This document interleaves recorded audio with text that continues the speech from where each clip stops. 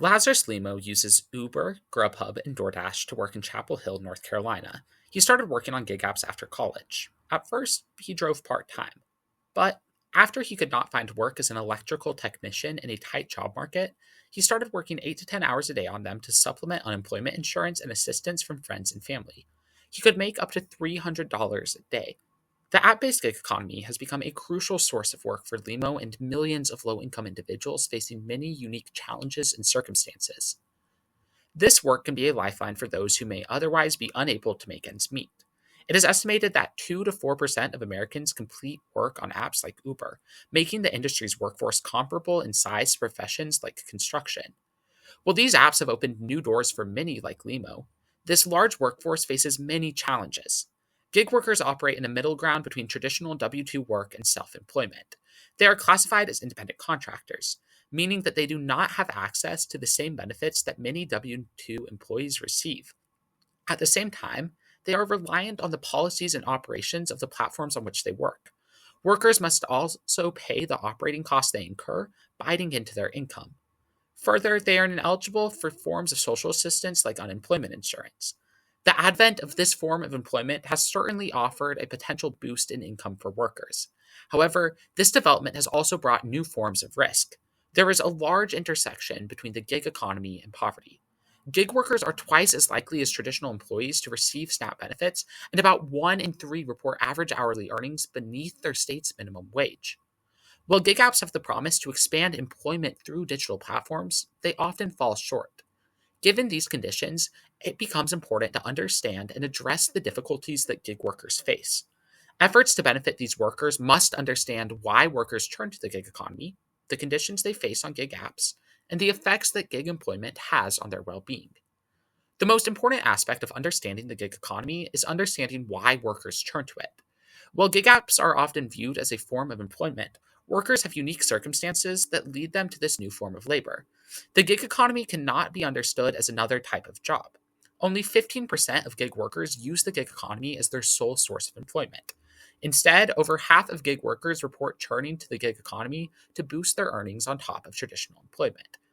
This supplementary behavior suggests that participation in the gig economy is a direct reflection of traditional employment. The large number of workers turning to the gig economy shows that the traditional labor market is not meeting the needs of many. Around 20% of workers who either lose their job, have their hours reduced, or experience a pay cut turn to the gig economy. Through understanding this relationship, comprehending the motivations of gig workers becomes a lens for analyzing the broader labor market. The gig economy has developed because workers are not able to earn enough in traditional employment and seek another way to make up for the shortfall. Understanding the gig labor force is necessary to understand labor in America. Through this analysis, many gaps become clear, especially amongst many demographic differences. One of the benefits that the gig economy offers is enhanced access to work. This is seen in the many migrants who have turned to gig apps. Migrants from the global south are overrepresented in the gig workforce. This is a result of the onboarding process for these apps. Starting on a gig app is a much more impersonal endeavor than landing a job. On many platforms, all one needs is some form of identification and the ability to pass a background check. While this does not close all potential vectors for hiring discrimination, it reduces the difficulties, cultural discrimination, or knowledge shortfalls that many migrants may face in the traditional hiring process. This method of avoiding hiring discrimination can be applied to many groups. Black and Hispanic workers, as well as workers who speak English as a second language, make up a larger composition of the gig workforce than the traditional workforce. With this difference, it becomes clear that significant discrimination remains in the traditional labor market. If gig apps can adequately provide for the needs of their workers, they can be a powerful tool to address these failures. By understanding the social and economic factors that lead to participation in the gig economy, decision makers can find areas where the broader labor market is struggling. Gig work may itself be a promising solution to these failures. In the second half of 2025, there has been a cooling in the labor market. Despite this, gig labor has held steady. From an economic perspective, the gig economy can expand individuals' ability to participate in work. While there is a vast and important debate about how workers are treated on these apps, their existence can be made beneficial for many workers. However, simply boosting pay is not an adequate solution. Due to its innovative nature, the gig economy has been difficult to regulate. In 2023, New York City was unable to legally apply a minimum wage for food delivery gig workers due to technicalities in applying wages to gig labor given workers' classification as independent contractors. Further, the availability of work impacts gig earners. Workers are only paid for the completion of a task. They are not paid for downtime, even if they are active on the app. This makes it difficult to compare hourly earnings to the wages of traditional employment. Paying workers for downtime would be infeasible and inefficient under the current model of the gig economy. Instead, maximizing the potential benefits of gig apps necessitates many discussions of how apps operate and treat workers. Efforts to address the conditions of gig workers must make important ethical considerations about dignity and autonomy in the work itself. These principles are foundational to the app based gig economy.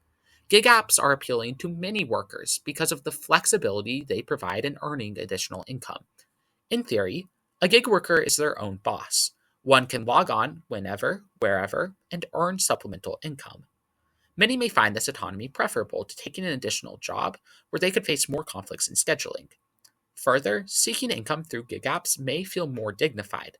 Many turn to these apps because they feel that they cannot control their current financial situation. These apps allow workers to have control over how they make ends meet. As well, this flexibility may avoid certain stigmas around additional jobs, since gig work is much more discreet than going into a physical location for work.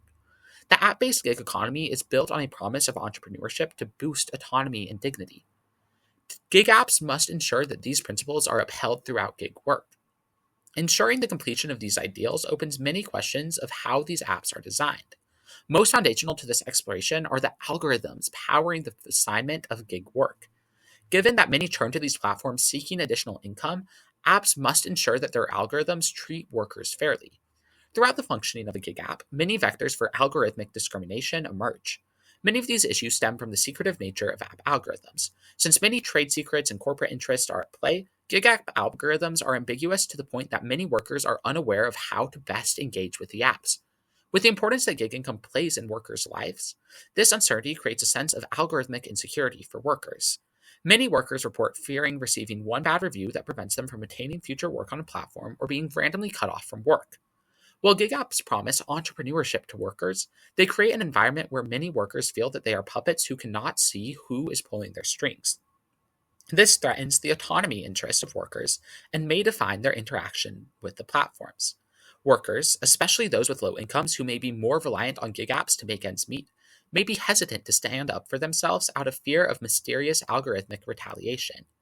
62% of gig workers have had their pay reduced due to technical difficulties. This is a form of theft that workers should seek to address with the gig platforms. Yet, with high fear amongst workers, exploitation may be given room to grow in the gig economy. More should be done to understand the factors and interests at play within gig app algorithms. With artificial intelligence expanding and creating more uncertainty in these algorithms, these discussions will become even more important. This algorithmic uncertainty can result in further discrimination in the gig economy. One of the clearest examples of this is gender. The gender pay gap is well documented in the gig economy. Male Uber drivers make 7% more than women drivers. While this is lower than the gender pay gap across the traditional labor market, it still raises significant concerns about the behavior that gig apps incentivize. One of the chief reasons that men earn more on Uber is that they drive faster.